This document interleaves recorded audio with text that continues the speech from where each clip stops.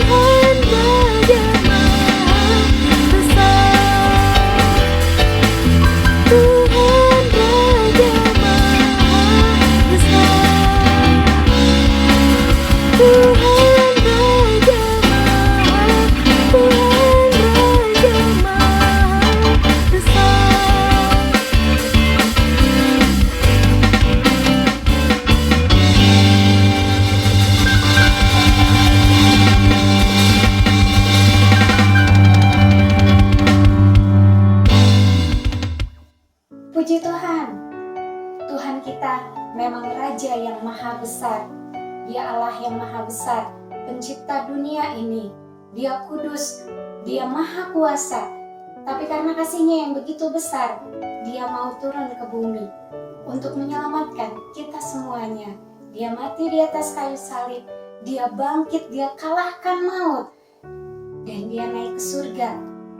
Dan hari ini, dengan penuh sukacita, kita mau memperingati bagaimana Tuhan Yesus mencurahkan Roh Kudus-Nya untuk kita semua.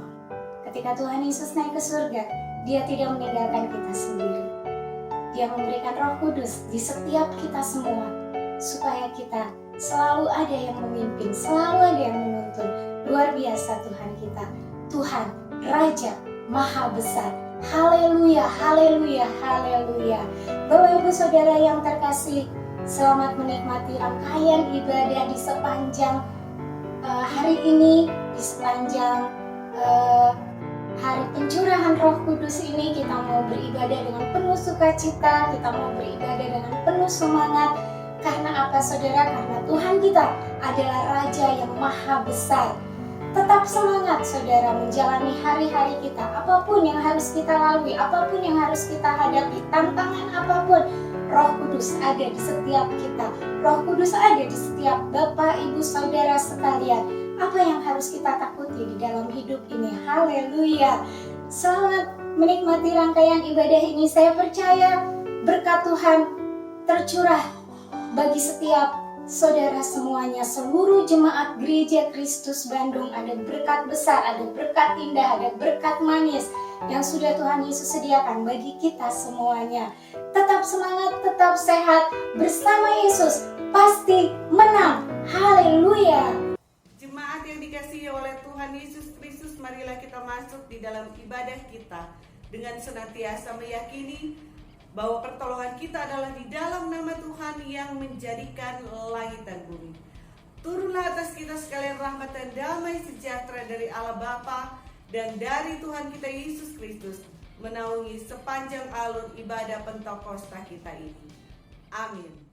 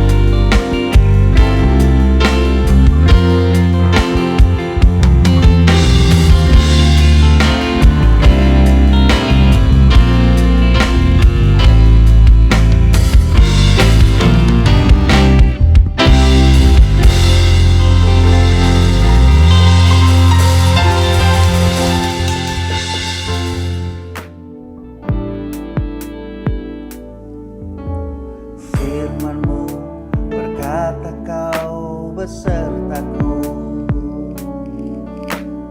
maka kuat roh dan jiwaku. Tanganmu Tuhan selalu ku nantikan, di setiap langkah ku percaya.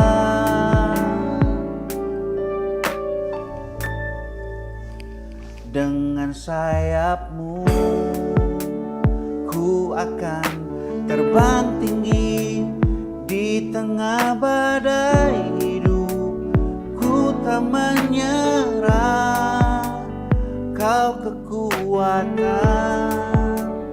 dan perlindungan bagiku.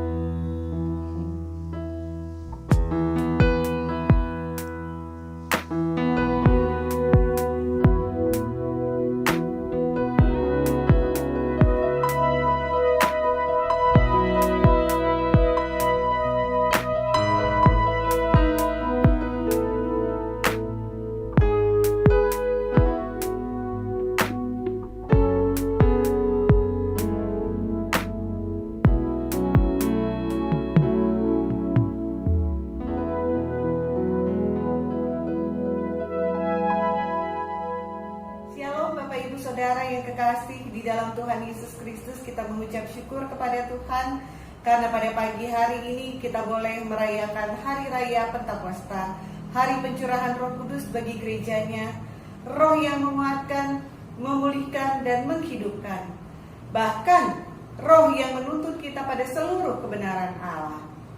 Pada pagi hari ini kita akan dilawat oleh kebenaran firman Tuhan dengan tema Roh Allah yang menghidupkan dan memulihkan, dengan bacaan dari Yehezkiel pasal 37 ayat yang pertama sampai dengan ayat yang ke-14. Mari kita satu di dalam doa. Allah Bapa kami yang bertahta di dalam kerajaan surga, kami mengucap syukur Tuhan karena pada pagi hari ini kami boleh merayakan Hari Raya Pentakosta. Dan pada Hari Raya Pentakosta ini kami boleh dilaut oleh kebenaran firman-Mu. Berfirmanlah Tuhan, dan hati kami siap untuk mendengarkan firman-Mu. Dalam nama Tuhan Yesus, kami menyerahkan waktu-waktu pemberitaan firman Tuhan yang ada di depan. Kiranya Tuhan, hati kami boleh tenang teduh, pikiran kami boleh fokus, sehingga tidak ada satupun berkat firman Tuhan yang terlewat dari kami. Terima kasih Tuhan Yesus, dalam nama Tuhan Yesus kami berdoa. Amin. Bapak Ibu Saudara yang kekasih di dalam Tuhan Yesus Kristus, kesegaran hidup merupakan hal yang sangat didambakan oleh semua manusia. Untuk kesegaran fisik, maka manusia melakukan berbagai upaya untuk tetap memiliki kesehatan dan vitalitas dengan melakukan olahraga, makan makanan yang bergizi, dan mengkonsumsi berbagai suplemen. Sedangkan untuk kesegaran jiwa, manusia juga berusaha mencari sesuatu yang menyenangkan dan menenangkan hatinya. Manusia menonton film di bioskop, bersosialita, menonton TV, menjalin hubungan dengan orang-orang yang menyenangkan, bermain HP, bermain game, dan lain-lain sebagainya. Demikian juga dengan kesegaran roh. Manusia harus tetap menjaga hubungannya dengan Tuhan senantiasa, membaca dan merenungkan firman Tuhan, mendengarkan renungan firman Tuhan, beribadah, berdoa, dan melakukan kegiatan-kegiatan rohani lainnya. Saat ini kita akan merenungkan firman Tuhan mengenai penglihatan yang dinyatakan Tuhan kepada Yehezkiel tentang kuasa Roh Kudus yang menghidupkan dan memulihkan tulang-tulang kering yang berserakan. Melalui renungan ini juga kita dapat melihat bagaimana kemahakuasaan Tuhan yang sama itu juga menghidupkan serta memulihkan kita orang-orang yang percaya kepada Tuhan saat ini. Ada 3 hal yang akan kita renungkan saat ini dalam perenungan firman Tuhan kita. Yang pertama adalah keyakinan Yehezkiel akan kuasa Allah. Kita akan melihat bersama-sama dari Yehezkiel pasal yang ke-37 ayat yang pertama sampai dengan ayat yang ketiga. Demikian firman Tuhan. Lalu kekuasaan Tuhan meliputi aku, dan ia membawa aku keluar dengan perantaraan rohnya, dan menempatkan aku di tengah-tengah lembah, dan lembah ini penuh dengan tulang-tulang. Ia membawa aku melihat tulang-tulang itu berkeliling-keliling, dan sungguh amat banyak bertaburan di lembah itu. Lihat, tulang-tulang itu amat kering. Lalu ia berfirman kepadaku, "Hai anak manusia, dapatkah tulang-tulang ini dihidupkan kembali?" Aku menjawab, "Ya Tuhan Allah, Engkaulah yang mengetahui." Bapak Ibu Saudara yang kekasih di dalam Tuhan Yesus Kristus, melalui bacaan firman Tuhan ini sangatlah jelas bahwa Roh Allah membawa Yehezkiel untuk menyaksikan suatu penglihatan di mana melaluinya Allah akan menyampaikan firman kehendaknya untuk dinubuatkan bagi bangsa Israel. Saat itu Allah memperlihatkan tulang-tulang kering yang berserakan amat banyak kepada Yehezkiel. Kemudian Allah bertanya kepadanya di ayat yang ketiga, "Hai anak manusia, dapatkah tulang-tulang ini dihidupkan kembali?" Ini tentunya merupakan pertanyaan yang tidak membutuhkan jawaban, karena secara logis jawabannya adalah apalah gunanya atau apalah yang bisa diharapkan dari tulang-tulang kering yang tidak ada lagi kehidupan di dalamnya. Namun dengan iman, Yehezkiel menjawab, "Ya Tuhan Allah." Yang kedua adalah kuasa Roh Kudus bekerja sebagai nabi Tuhan yang telah banyak mengalami mujizat. Kita akan lihat dari ayat yang keempat sampai dengan ayat yang tidak ada yang mustahil. Demikian Allah sanggup membuat yang tidak ada menjadi ada. Lalu firman-Nya bagi tulang kering bernubuat Allah berkehendak, maka ia lebih dari sanggup untuk menghidupkan. Hai tulang-tulang yang kering, dengarkanlah firman Tuhan. Beginilah firman Tuhan Allah kepada tulang-tulang ini. Aku memberi nafas hidup di dalammu supaya kamu hidup kembali. Aku akan memberi urat-urat padamu dan menumbuhkan daging padamu. Aku akan menutupi kamu dengan kulit dan memberikan kamu nafas hidup supaya kamu hidup kembali. Dan kamu akan mengetahui bahwa akulah Tuhan. Lalu aku bernubuat seperti diperintahkan kepadaku, dan segera sesudah aku bernubuat, kedengaranlah suara, sungguh suatu suara berderak-derak, dan tulang-tulang itu bertemu satu sama lain. Sedang aku mengamat-amatinya, lihat, urat-urat ada, dan daging tumbuh padanya, kemudian kulit menutupinya, tetapi mereka belum bernapas. Maka firman-Nya kepadaku, bernubuatlah kepada nafas hidup itu, bernubuatlah hai anak manusia, dan katakanlah kepada napas hidup itu, beginilah firman Tuhan. Hai napas hidup, datanglah dari keempat penjuru angin, dan berhembuslah ke dalam orang-orang yang terbunuh ini, supaya mereka hidup kembali. Lalu aku bernubuat seperti diperintahkannya kepadaku, dan napas hidup itu masuk di dalam mereka, sehingga mereka hidup kembali. Mereka menjejakkan kakinya, suatu tentara yang sangat besar. Bapak ibu saudara yang terkasih di dalam Tuhan Yesus Kristus, dari bacaan tadi kita melihat bahwa Allah berkarya sesuai dengan firman-Nya. Firman Allah berkuasa mewujud nyatakan kehendak Allah. Ketika ada firman kehidupan atas tulang-tulang yang kering, maka pemulihan terjadi pada tulang-tulang tersebut. Tulang-tulang itu kembali bersatu membentuk kerangka manusia, dan urat serta daging dan kulit tumbuh pada tulang-tulang itu. Bukan hanya berhenti di situ, ada firman Tuhan juga yang mengalirkan napas kehidupan pada bangun rangka manusia tersebut. Sama seperti ketika penciptaan manusia yang pertama yang dilaporkan dalam Kejadian pasal 2 ayat yang ke-7 demikian. Ketika itulah Tuhan Allah membentuk manusia dari debu tanah dan menghembuskan napas hidup ke dalam hidungnya, demikianlah manusia itu menjadi makhluk yang hidup. Perbedaan antara manusia dan makhluk hidup ciptaan Tuhan lainnya yang ada di dunia ini adalah karena Allah menghembuskan nafas hidup, menghembuskan roh Allah ke dalam diri manusia, sehingga manusia menjadi makhluk yang berakal budi dan terhubung secara roh dengan Allah penciptanya. Semua keajaiban yang dialami oleh Yeskiel itu terjadi karena ada firman Allah yang dinubuatkan melaluinya. Tulang-tulang kering yang tidak berarti menjadi satu kembali. Daging, urat, dan kulit tumbuh kembali pada tulang-tulang itu, serta roh yang menghidupkan mengalir di dalamnya. Di sini kita juga melihat bagaimana Allah memakai hamba-Nya untuk menyatakan kuasanya. Tuhan bisa sendiri melakukan kedahsyatannya itu, tetapi Tuhan mau bermitra dengan manusia melakukan kedahsyatannya. Tuhan mau memakai manusia untuk menjadi perpanjangan tangan Tuhan. Allah kita adalah Allah yang berotoritas, Allah yang maha kuasa, namun bukan Allah yang otoriter. Ia sangat mengasihi manusia dan mau memakai manusia menjadi alat di tangannya untuk melakukan karya Tuhan.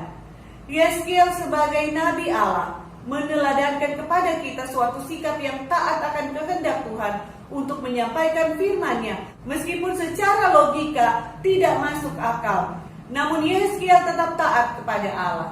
Tidak ada di dalam bacaan Alkitab kita yang melaporkan kepada kita bahwa Yeskiel mempertanyakan kehendak Allah. Ia taat dan percaya bahwa apa yang dibuat oleh Allah adalah baik adanya. Yeskiel memperkatakan firman sesuai dengan perkataan yang disampaikan Allah kepadanya. Kemudian ia mengamat-amati bagaimana proses Tuhan terjadi atas tulang-tulang itu. Bapak ibu saudara yang kekasih di dalam Tuhan Yesus Kristus, pelajaran rohani yang berharga bagi kita saat ini adalah bahwa tidak ada satupun yang mustahil bagi Allah. Tulang-tulang kering saja sanggup ia hidupkan kembali. Semua itu terjadi karena ada firman yang diperkatakan. Ada roh Tuhan yang menghidupkan, melaksanakan apa yang telah diperkatakan firman itu. Di sini sangat jelas peran penting kuasa firman Tuhan dan kuasa Roh Kudus dalam mewujud nyatakan kehendak Allah di dalam diri manusia. Bagi kita orang yang percaya kepada Tuhan, ada firman yang diperkatakan kepada kita. Juga ada aliran kuasa Roh Kudus yang menghidupkan kita. Karena itu, marilah kita senantiasa mendengarkan firman Tuhan dan memperkatakannya. Maka lihatlah bagaimana Roh Kudus bekerja dengan luar biasa, mewujud nyatakan kuasa firman itu di dalam kehidupan kita. Ketika ada firman yang diperkatakan yang tidak sesuai dengan logika manusia, tetaplah percaya dengan iman bahwa apa yang dinubuatkan atau dinyatakan Allah benar adanya. Perkatakan dan lakukan firman Tuhan. Sesudah itu amatilah bagaimana cara Allah bekerja melaluinya. Kita pasti akan terkagum-kagum dengan keajaiban Allah. Yang ketiga adalah Roh Allah yang menghidupkan dan memulihkan. Dari ayat yang ke-11 sampai dengan ayat yang ke-14 demikian firman Tuhan. Firman-Nya kepadaku, hai anak manusia, tulang-tulang ini adalah seluruh kaum Israel. Sungguh mereka sendiri mengatakan, tulang-tulang kami sudah menjadi kering dan pengharapan kami sudah lenyap, kami sudah hilang. Oleh sebab itu bernubuatlah dan katakanlah kepada mereka, beginilah firman Tuhan Allah. Sungguh aku membuka kubur-kuburmu dan membangkitkan kamu, hai umatku, dari dalamnya. Dan aku akan membawa kamu ke tanah Israel. Dan kamu akan mengetahui bahwa akulah Tuhan pada saat aku membuka kubur-kuburmu dan membangkitkan kamu, hai umatku, dari dalamnya. Aku akan memberikan rohku ke dalammu, sehingga kamu hidup kembali, dan aku akan membiarkan kamu tinggal di tanahmu. Dan kamu akan mengetahui bahwa aku, Tuhan, yang mengatakannya dan membuatnya. Demikianlah firman Tuhan. Bapak Ibu Saudara yang dikasihi di dalam Tuhan Yesus Kristus, tentunya kalau kita ibu-ibu pernah memasak di rumah, dan kita tahu bahwa kaldu dari rebusan tulang kaki sapi itu sangatlah lezat.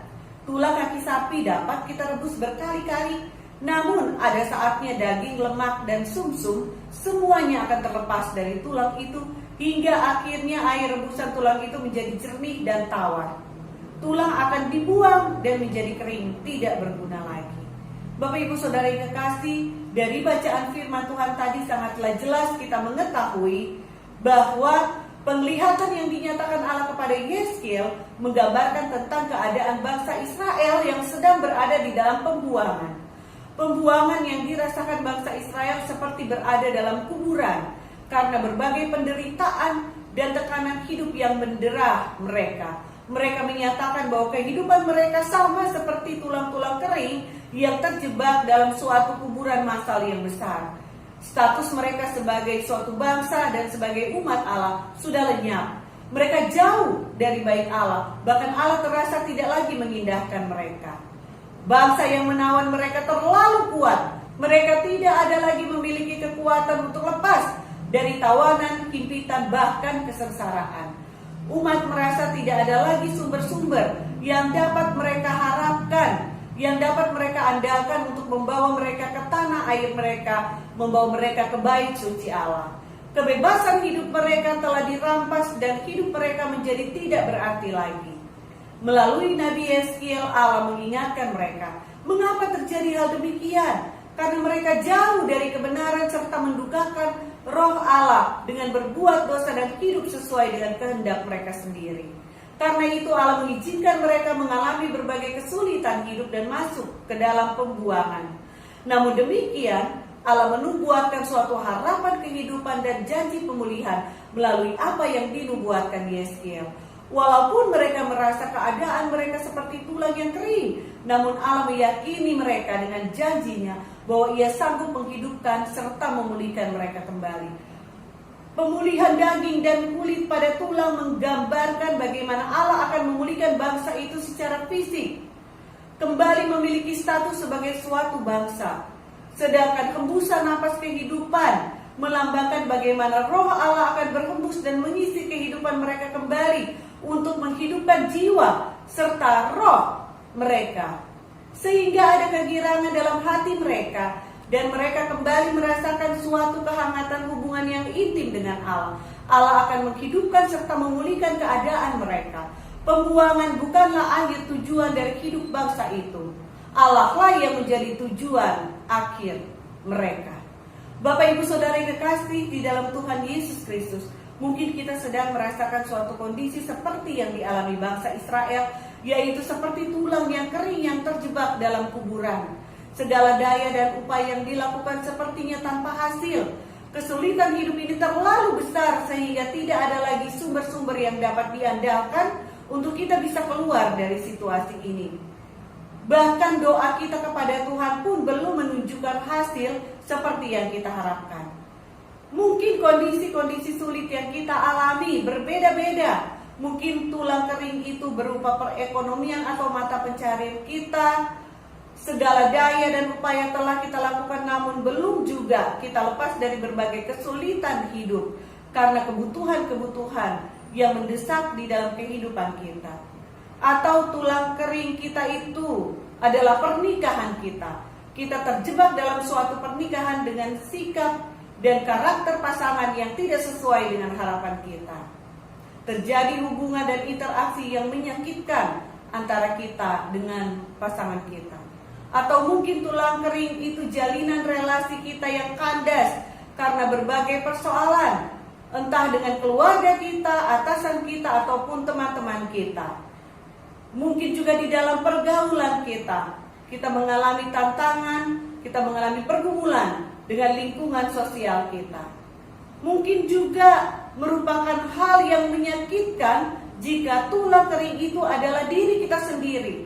Kita bergumul dengan kepribadian kita yang sulit sehingga terjadi benturan di sana-sini dengan orang lain.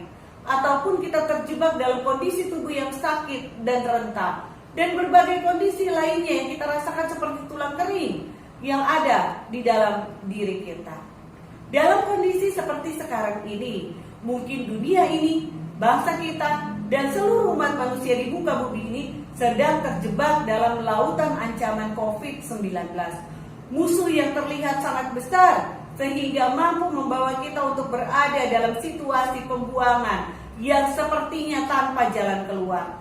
Kita ada yang terbuang dari komunitas kita, terbuang dari pekerjaan kita, terbuang dari lingkungan sosial kita, pendidikan dan sebagainya. Kali ini firman Tuhan yang dahsyat menyapa kita. Bagi kita yang dalam keadaan seperti itu pun, Tuhan lebih daripada sanggup memulihkan kehidupan kita. Ada dua kunci pemulihan yang Allah berikan kepada kita kali ini. Yang pertama adalah dengar, perkatakan dan lakukanlah firman Tuhan dengan taat. Karena firman yang kita yakini dan kita perkatakan memiliki kuasa yang sangat besar dalam memulihkan keadaan hidup kita. Yang kedua adalah bukalah hati kita seluas-luasnya agar Roh Kudus bekerja dengan leluasa. Dan lihatlah bagaimana Allah bekerja mengalirkan semua berkat-berkat rohani yang telah Ia sediakan bagi orang-orang yang mengasihi Dia dengan sepenuh hatinya. Percayalah, bagi Tuhan tidak ada yang mustahil. Kiranya firman Tuhan ini menguatkan iman percaya kita, membangkitkan semangat kita, dan memberikan pengharapan kepada kita. Selamat hari Pentakosta. Kiranya Roh Kudus yang dicurahkan Allah senantiasa menyertai langkah kehidupan kita, mengalirkan aliran sukacita dan damai sejahtera, serta membimbing kita terus pada seluruh kebenaran Allah.